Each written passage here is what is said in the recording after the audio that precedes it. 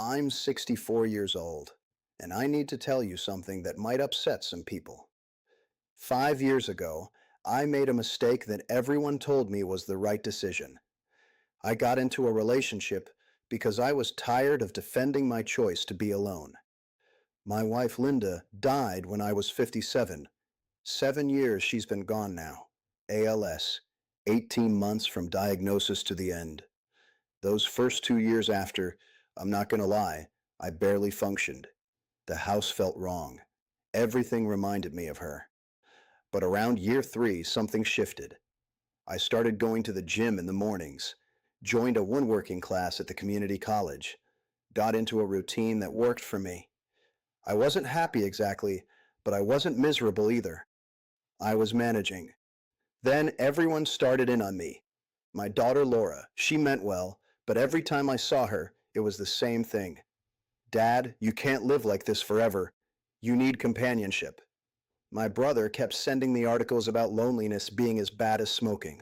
My neighbor Frank, widower himself with a girlfriend, he'd shake his head at me like I was doing something wrong. You're only 59, Ray. You've got good years left. Don't waste them. So I started thinking, maybe they were right. Maybe I was being stubborn.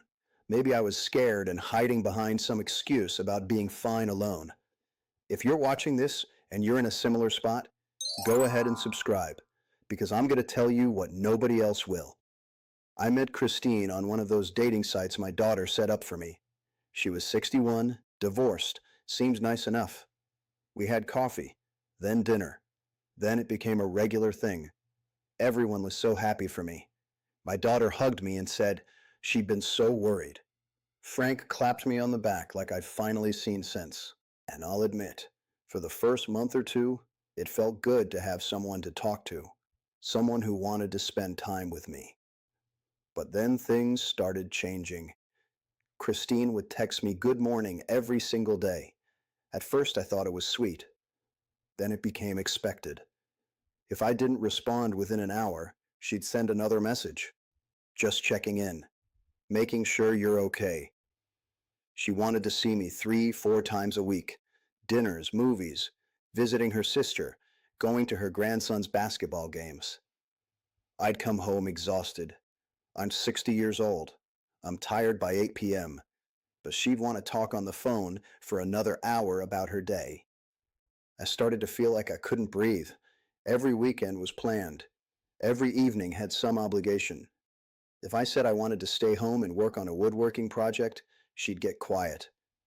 I guess I'm just not important enough. And what do you say to that? So I'd cancel my plans and go do whatever she wanted. Here's what nobody tells you about dating in your 60s. You've already built a life. You have routines that work. You know how you like your coffee, when you like to eat, what time you go to bed. And when someone else comes in with their routines, their needs, their expectations, something has to give. And it's always you. The breaking point came about 8 months in. Christine started talking about moving in together. Think of the money we'd save, Ray. We're not getting any younger. We should be together. I sat there looking at her, and all I could think was, I don't want this. I don't want someone else's things in my house. I don't want to negotiate about the thermostat or what we're watching on TV or whether we're having chicken or fish for dinner. I broke up with her 2 weeks later. She cried. She asked what she did wrong. The truth is, she didn't do anything wrong. She wanted a partner, someone to share her life with. That's normal. That's what people do. But I didn't want to share my life anymore. I wanted my life back. My daughter was upset. You're being selfish, Dad. You're going to end up alone and miserable. My brother said I was making a mistake. Frank stopped talking to me for a month. But here's what happened after I ended it. I started sleeping better. I stopped feeling guilty about wanting to spend Saturday in my workshop. I could go to the gym at 6 a.m. without explaining myself. I could eat a sandwich for dinner standing at the counter if I wanted to. Nobody was hurt by it. Nobody needed anything from me. And for the first time in almost a year, I felt like I could breathe. It's been 5 years since Christine. I'm 64 now. I haven't dated anyone since. I don't plan to.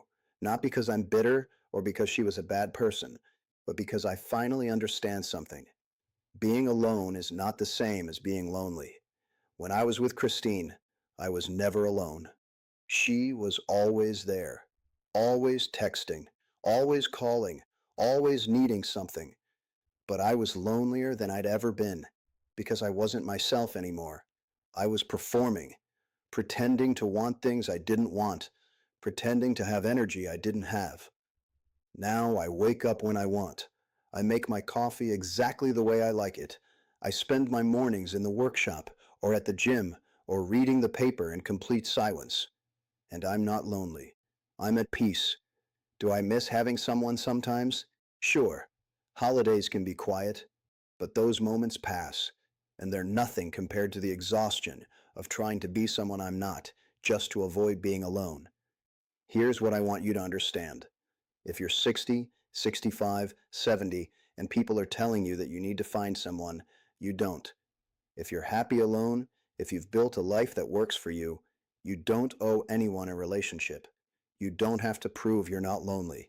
You don't have to justify your choices. I have a friend, Jerry. He's 68, been with his girlfriend for 4 years. Every time I see him, he looks exhausted. She's always got something planned, Ray. I can't remember the last time I had a weekend to myself. But when I ask why he doesn't just end it, he says the same thing. What would people think? That's not a reason to stay with someone. Fear of judgment is not love. At our age, peace is everything. My body can't handle the stress anymore. My mind can't handle the constant negotiating. I need quiet. I need routine. I need to live on my terms. And I'm not apologizing for that. So no, I don't have a girlfriend. I'm not looking for one. Not because I've given up, but because I finally learned that my own company is enough. I don't need someone else to validate my existence. I just need to be okay with who I am. And I am. I'm 64 years old. I live alone. And I'm happier now than I was when I was trying to make someone else happy while I disappeared. If that resonates with you, leave a comment. Tell me your story. Are you happy alone? Or are you pretending for someone else?